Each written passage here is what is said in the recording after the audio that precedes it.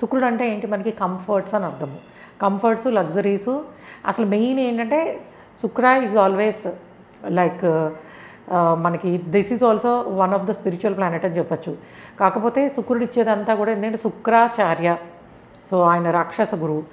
మనకి బృహస్పతి గురువు గారేమో దేవతల గురువు అయితే ఈయన రాక్షస గురువు, బట్ బోత్ ఆర్ గురువుస్. సో శుక్రుడు ఏంటంటే కొంచెం రిస్ట్రిక్షన్స్ తక్కువ ఉండే ప్లానెట్.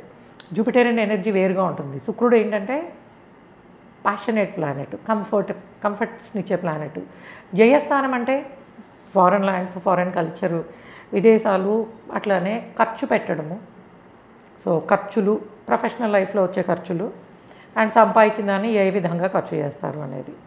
అండ్ శుక్రుడు రిలేషన్స్, అమ్మాయిలు, ప్రేమలు ఇవన్నీ కూడా వస్తాయి కదా. సో ఇక్కడ వ్యయస్థానంలో శుక్రుడు, ఒకవేళ మీ హారోస్కోప్లో కనుక యువర్ శుక్ర దట్ ఈజ్